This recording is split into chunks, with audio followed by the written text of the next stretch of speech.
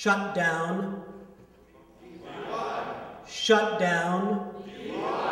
Shut down. Shut down. Shut down. Shut down. Shut down. Shut down. Shut down. I feel a lot better. Thank you very, very much.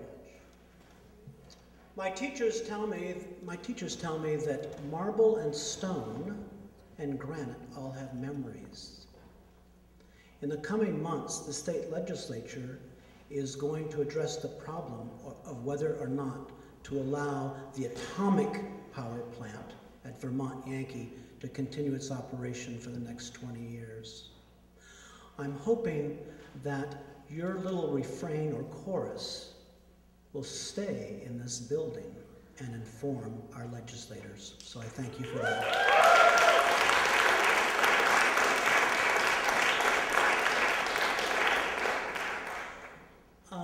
It's funny, when Thomas asked me to talk about the village news, well, I guess he just meant Brattleboro.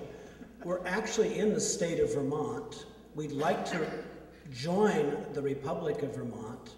We're best known perhaps as the Burlington of the South, or the Waitsfield of the South, or let's see, the Barnett of the South. And we're also known as the Little Northampton. Brattleboro is a wonderful place, and I'll just give you a little brief update of what's happening in Brattleboro. Brattleboro is the home for the movement for the state of Vermont to buy the hydroelectric dams on the Connecticut and Deerfield rivers.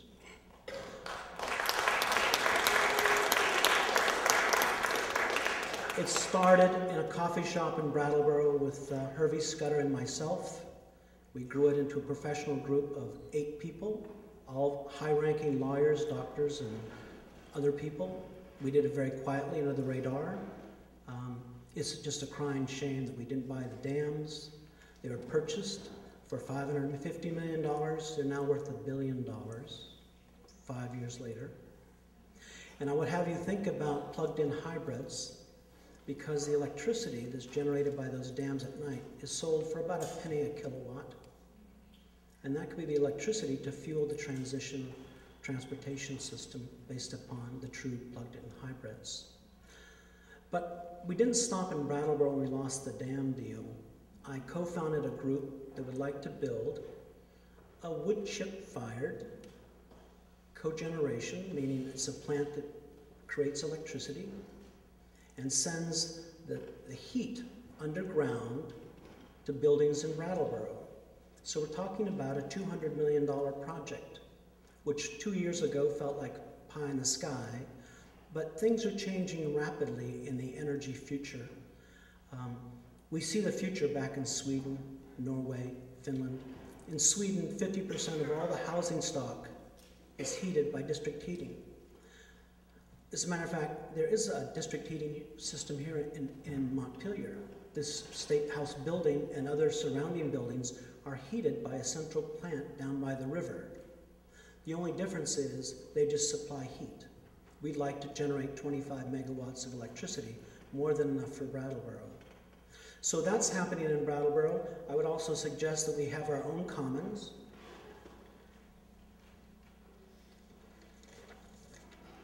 This is a local independent media outlet with a mentoring workshop component.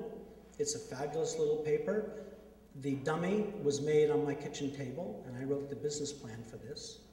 So there's always been a little competition in my heart between the Commons in Brattleboro and the Vermont Commons, the paper that I also work for.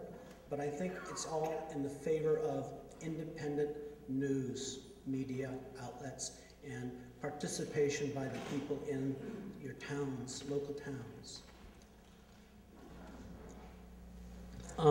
The other things happening in Brattleboro are things like we have a post-oil solution group, we got a locavore group, we have the best youth theater in New England from scratch. It seats 150 people. They have programs every week. They have workshops every day. It's integrated into the school systems for credit. And I would also add that in Brattleboro, Vermont, if Dick Cheney and President Bush were to step foot in Brattleboro, Vermont, the local police have been authorized by vote at town meeting by our representatives that they will be arrested.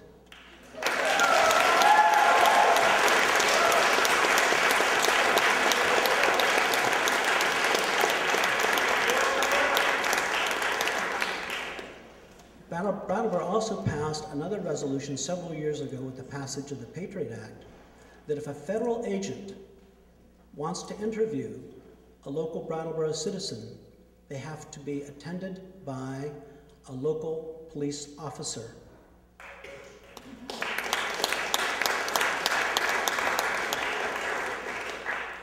It's happened twice to people that I know personally.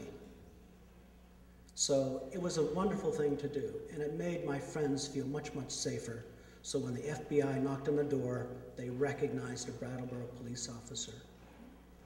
So Amy talked about calories.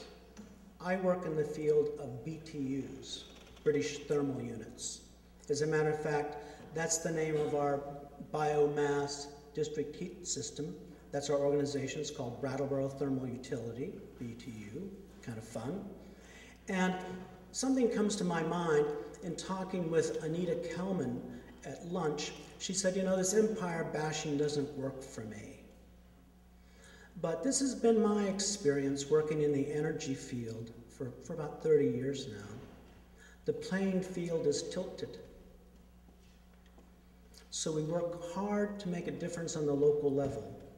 And when we get close to success, it's usually the corporations and the legal systems that shut us down. It happened with the efforts to buy the dams, that's for sure. Jim Douglas got his marching orders, and he gave the legislative bodies that did the work on the research on the dams, the feasibility studies, he gave them the marching orders to stop it from happening. So, Anita, I understand the business about slamming the empire, but it's really about a balance. We've got to take the playing field, which is tilted, and bring it back to even. That's my experience. So our publisher of the Vermont Commons, Ian Baldwin, is a very wise man, and he would talk about the fact that we need to balance the stick and the carrot. So the Vermont Commons, for 4 years, has produced some wonderful perspectives on why we've got to move away from the empire, that's the stick part, the fear part, and move towards our own self-sufficient, our own sustainable, and towards our own sovereignty. And that's really what the Vermont Commons message has been. And my last piece is that Gary Flomenhoff handed out a little handout. And this May, we'd like to invite 40 to 60 people to spend 3 days in an extended conversation around what would be the framework for a Vermont independent platform. And we use that language for those who are left-brained, right? Nice, logical, rational framework kind of language. And the other language is dreaming the future of Vermont, or dreaming Vermont's destiny. And that's the right brain, the artistic brain. So somewhere in between, there's the vox pop, which is kind of trendy language based upon the Latin. You know, the voice of positions or option papers. So I encourage those of you who are interested in working in a concerted way in May to work on dreaming Vermont's destiny. And I thank you all for attending.